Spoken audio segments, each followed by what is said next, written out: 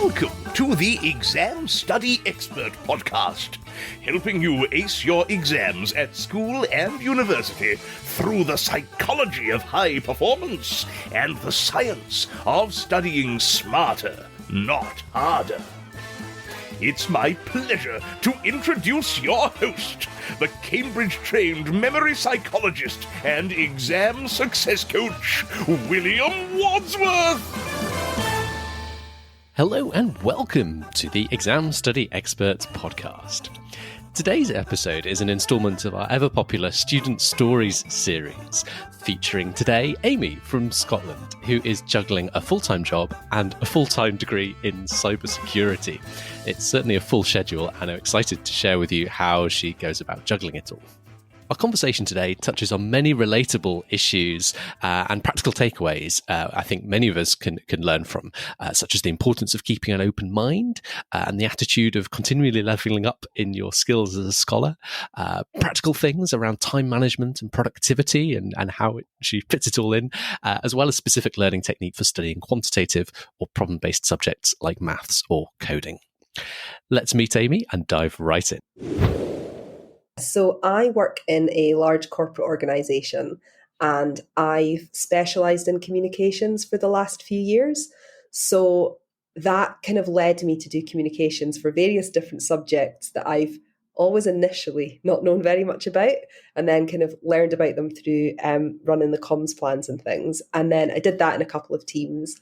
And then I moved into a team where we educate colleagues on security, cybersecurity, etc., which led me to go, I would say, back to uni, but I never actually went to uni in the first place. But I've gone to uni to study a degree in cybersecurity, which is very different to kind of what I'd done previously. But yeah, the two kind of work quite closely together, which is nice. Yeah. So are you doing the degree full time now? I am. Full-time job, full-time degree. So wow. Yeah, Gosh. A lot of cybersecurity. That's must be quite a demanding schedule.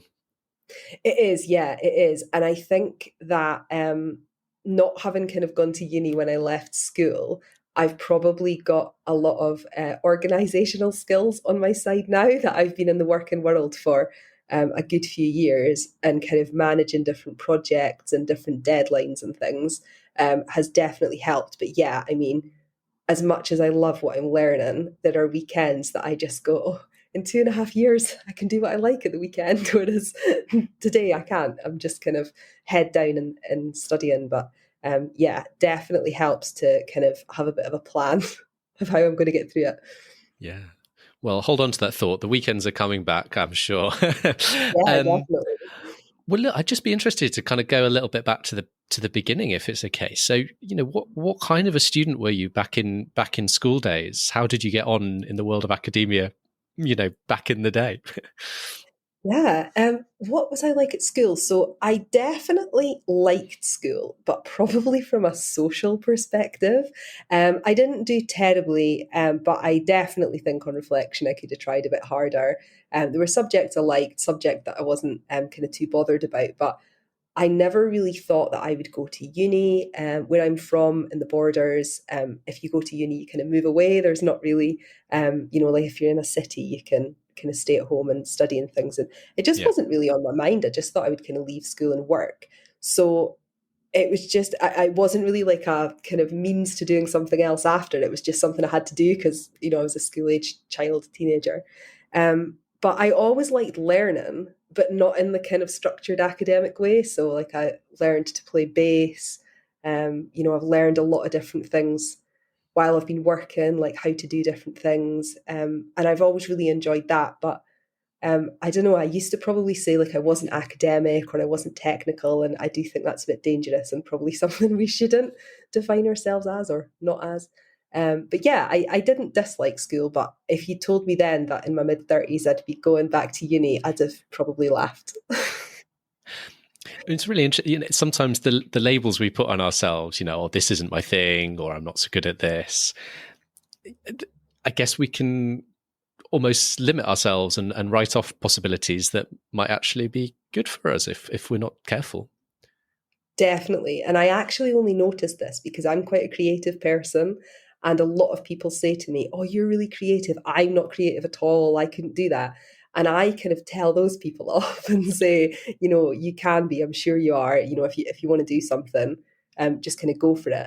And then I kind of caught myself saying that maybe I wasn't technical, and here I am in second year of a very technical degree. So yeah, I think it is good to just kind of keep an open mind about what you might want to do.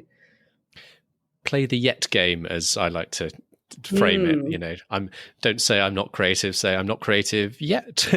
You're being honest with yourself that, okay, it's maybe not my greatest thing today, but actually you're opening yourself up to the possibility that it could be something you're good at in future, maybe with a bit of practice and a bit of training.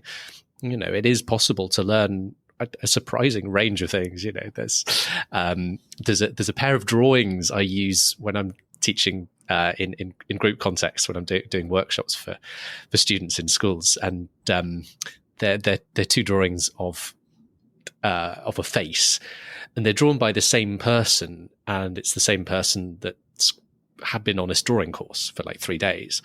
And the one on the left hand side, the first one, is just a really simplistic line drawing. It could have been done by a child, sort of thing. It looks extremely basic. And then the one on the right is this kind of gorgeous shaded, like very professional looking sketch of a face, just this amazing transformation.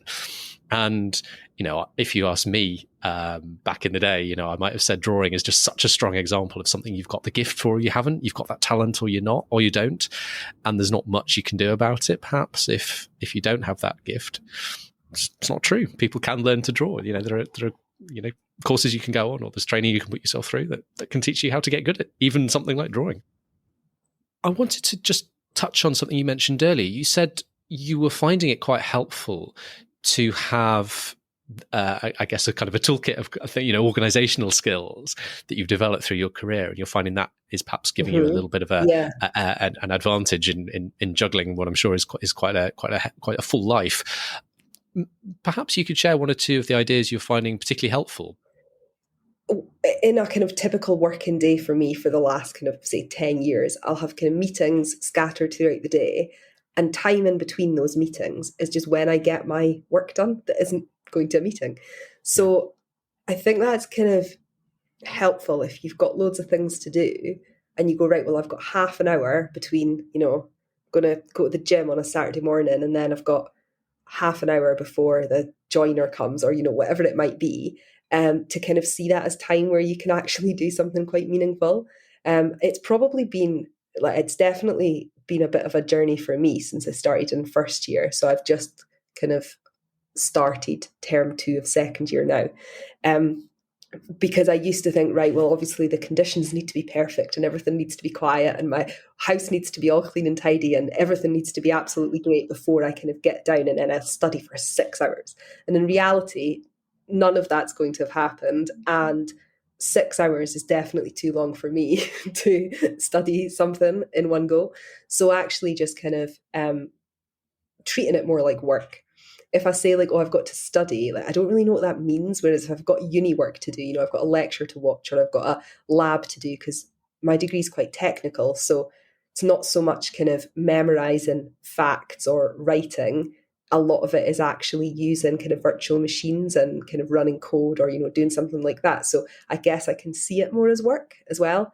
And yeah, I think probably other skills that I've got from work are just around kind of reaching out to people and asking them to give me a bit of a hand with things. Or sometimes, if I want to learn something, I can maybe go and give them a bit of a hand and it helps me with what I'm doing. So yeah, probably a bit of confidence and relationship skills. And maybe it's not so much planning or just kind of getting it done, because when you're working, that's kind of the only thing that you can do is kind of get through your list of work, which I guess before I went to uni, I thought those two things would be very different, whereas actually I approached them quite in a similar way. Yeah. I think it's really interesting. They sometimes think about the transition from school or high school into college or university, and one of the things that can cause people issues is suddenly your time is very unstructured. You're expected to operate very independently, and you might not be used to that. School often tends to be quite structured right to the very end, and adapting to those new conditions without often having had any sort of explicit instruction in how to manage it, that can be a challenge in time for people. So I think there's some kind of great ideas there. The one about I've got to have the house all tidy before I start studying. Oh gosh, I better make sure all my files are fully color coded, and that I've cleaned out the kitchen cupboards, and that I've done all my books in alphabetical order. Yeah, that's right. That's right. I reorganized my book collection by spine color. I better get all that done before I start studying, otherwise I won't be able to concentrate. Yeah, I mean that's kind of classic procrastination, isn't it? You're wanting to put off, finding excuses to put off just getting stuck in. Sometimes finding a little bit of a balance. So sometimes, I do just need to take 15 minutes and tidy the kitchen a little bit before I start studying. But it's knowing when to stop, and that actually, if I just get stuck in now in the morning when I've kind of got my golden energy and full concentration of that comes with the early part of the day, for me at least, and I know the same is true for a lot of people. I really don't want to fritter that away on doing too much of the other stuff that I could get done later on in the day when my mental energies are starting to drain a little bit. Yeah, and I think procrastination is like a hot topic at the moment. Like, how do we obliterate procrastination? And I think we're all going to do it at some point. But I think if I am in the middle of studying something that I'm really enjoying and I feel like I'm getting my head around it, I'm really excited to go back to it. Whereas when I tend to procrastinate is when I'm like, oh, I don't really know what that is, or it's like a new topic, or I've maybe had a look at it and it's not made a lot of sense. And I know that if I just stick with it, then I'll like it, because you get a really good feeling from going, what on earth is this? And then, a few days later you go, oh, I get it, and I could explain it to someone. So I think that, it's human nature to not want to do a thing that's really hard and to instead want to, go and do something else. Like, I think my funniest procrastination story was that I started rewatching 24 because I told myself that it's kind of like studying cybersecurity, because they do some cybersecurity like things throughout the program, which is obviously just a load of rubbish that I told myself. So I think, there's a couple of things in that, the idea of when you've got quite a large task, quite a large unstructured task, like you said, studying for university, it's almost like, well, where do I start? Breaking it down and thinking about, well, not necessarily breaking down the whole task, but thinking about, well, okay, in the next 20 minutes, next half an hour, what could I do to at least punch a little hole in this, or at least just sit with this for half an hour and not put pressure on myself to make progress, and kind of being comfortable with the idea that maybe I will spend all that time just feeling a bit stuck and trying to get my head around it. And sometimes I do just need to kind of sit with that discomfort and just kind of wrestle with it a little bit before I can get to this is all clicking into place and I'm starting to enjoy it now. Yeah, and it's funny what you said earlier, kind of asking about school, because the world has changed a lot since I was at school. And when I was there, you learned something because your teacher told you it, and then you would make notes about it. And then you might have homework. Like, I'm trying to remember, I don't think we had a lot of homework where we had to go and kind of independently research things. Maybe that's changed now, because when I was growing up, we didn't have like an internet connected computer in the house, but very soon after, like, everybody seemed to get one. Whereas, like, as you say, like when you're at university, it's a little bit different. I think now the way that my course is broken up, so at the moment I'm studying 2 different subjects, and each week for each one, I'll have a recorded lecture to watch, a lab to do, and something else to do. But I used to, in first year, I'd get like stuck with something and I'd just like read it over and over and over again, or watch it over again, or try it over again. And I went, wait a minute, like there's YouTube, there's, this internet of stuff that I can go and kind of find out about. And now what I do is as soon as I know what my classes are going to be in for the next term, because we get a couple of weeks off uni between each term, I'll go and read about the subject.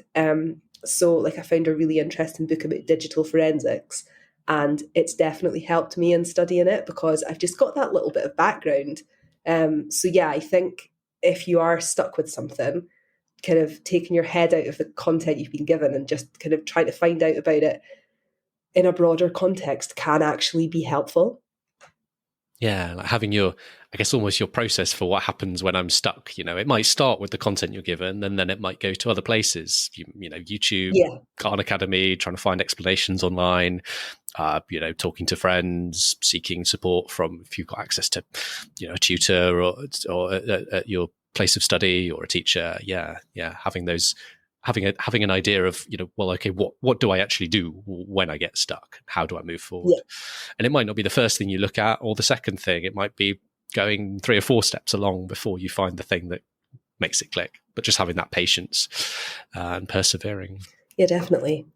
You also mentioned how you might sometimes go and help other people. And I think that can be a really helpful thing for ourselves as well. And I think the whole thing about whether it's seeking help from others or giving help to others, I think that is perhaps another difference that kicks in the sort of school to university transition, or it certainly steps up a gear. Yeah, and I think in first year for me, there was one subject that I really struggled with, and I was like, well, the last thing I want to do is tell the lecturer that, Yeah. whereas actually That's the that's the first thing wrong you want to attitude. do. Yeah, exactly. So yeah, I think you're right. Once you get over those kind of teething issues in first year and you get your head around it, because I think that's why I kind of came across this podcast, because I think you can learn a lot about the stuff you need to learn, but you're rarely told how to learn it. So, like people say now that you shouldn't just like read your notes. That's not the best way to remember things. You need to do active recall and describe things and all that. Like, how many of us still just read our notes when we're revising because it's a bit easier? And yeah, I think just kind of understanding how to learn, that's something that your lecturer should be able to help you with as well. You mentioned your course doesn't require you to know too much stuff. You don't have a lot of like facts to learn, I guess. Just curious, in kind of your context, your line of study, what parts of the podcast can you remember finding particularly helpful? Are there any particular episodes or strategies that have sort of stuck with you that have been helpful? Yeah, I think I probably couldn't pinpoint an episode, but I've definitely listened to episodes where people have talked about kind of how to just kind of get your head into it. If you, some of the things we've probably mentioned before, about if you are procrastinating, like, just do it for someone said, one of your guests said, like, just do it for 5 minutes and the chances are you'll just keep doing it because Yeah. it's starting. It's not that you don't want to do it, you just don't want to stop the thing you're currently doing. Yeah. And that's worked for me as well. But yeah, we do have some exams where I have to kind of remember facts about things, but it's mostly things like computer networking, like building a computer network in a virtual machine or coding something. We did some maths, which I guess isn't remembered in facts, it's remembered in how to do really complicated things. So yeah, I guess revision is slightly different depending kind of what you want to do. So a lot of study tips that are out there maybe feel slightly less applicable, because I think for the kind of practical stuff that I do, it's just doing it over and over and over again that kind of helps me learn how to do it, which kind of works for me because I guess that's what I've been doing. Like, there must have been countless systems and processes and new things that I've had to learn at work. But when you don't then have an exam on it, you don't really see it in the same way. But actually, it's the same theory. You're just trying to learn something. In a way, I think even when you're practicing problems, you're still doing retrieval practice or active recall, depending on what you want to call it. You're trying to remember, what are the steps of this process, and you're trying to ideally do the problems from memory without sort of reference to resources that you wouldn't have in the exam. It just kind of feels very different to, I guess, sitting there and testing yourself as a flashcard. Yeah. I guess the one tip for practicing more kind of practical skills like maths or like setting up certain, I don't know if this would apply to the material you're studying. I don't know if you listened to the episode on interleaving. We mentioned it a couple of times over the 99 episodes we've got at the time of recording, so it's a bit buried, but it just came into mind when you're talking about study strategies for sort of maths or kind of more like programming, coding type problems. You were talking about doing problems over and over again. interleaving is the suggestion that you might, like, rather than doing the same kind of problem over and over again, you might pick a couple of different kinds of problem and alternate between doing one of each. And the reason you might want to do that is typically when people get into exam situations, if you've got a range of different kinds of problem, you might have 10 different problems in an exam, and they're all kind of different types of problem. Each question you get in that exam is the first question on that kind of problem. And so you need to think, well, okay, how do I do this problem? You've got to remember how to do it, like, from a cold start without having just done 5 other problems of the same kind to warm up on. So when we interleave, we switch back and forth between those couple of different kinds of problem. And each time we switch back, we have to remember, oh yeah, how does this kind of problem work again, having just done something totally different. So that can be quite a nice way to practice. That's a really good point, because I think that when you're studying, you go, right, well, I'm going to go and study how to do this thing. Whereas in the exam, it might be worded completely differently. So you might not only be doing the process, but you might have to initially decide which process to do. So yeah, I think kind of approaching them in different ways when you're practicing is really helpful, because I remember doing an exam once and I saw the first question and I was like, I don't think we learned that. And then I saw the second question, I was like, no, we didn't learn that either. And actually, it was just that they're not going to give you word for word the same questions that you've had in your study material, because part of it is having the understanding to the level that you can decide what you're being asked. So yeah, that sounds like a really good tip that I'll take away. You shared some really interesting learnings over the first, year and a bit of your studies. What would be your closing message for people listening? What would be, the big thing you might want to say to everyone listening out there? I guess a lot of the listeners will already be studying, but if anyone's listening because they're thinking about it, I would say, if you're thinking about it that seriously, you should probably just do it. It is a bit of a commitment. Mine's kind of 4 years full time, but if there's something that you're really interested in, just kind of go for it. And I think the other thing would probably be that when we start being examined on things and having kind of tests and things and revision lined up, it can sometimes take the fun out of it a little bit, but it's nice to just kind of remember that you're doing it because actually you really like the subject and there's a really good reason to do it. So yeah, I think just go for it if you're on the fence about it. Just go for it, definitely. Yeah, and then finding those ways to make it more interesting, more relevant. You talked earlier about how to apply it to your job and your work, and maybe some of the background reading that helps sort of inspire you for a particular area, just give you that bit more context, make it that bit more engaging. Fantastic. Look, Amy, thank you so much for coming on today. It's been huge fun to chat, and thank you so much for sharing your thoughts and ideas. Wishing you every success with the remaining, the remaining 2.5 years. Yeah. No, thank you so much for having me on. That's been really good fun. If you've got exams coming up, you can now get all of William's favourite tips and tricks to save you time and get you higher grades, all in one handy cheat sheet. Grab your copy at examstudyexpert.com/free tips. Thanks again for listening, and see you soon.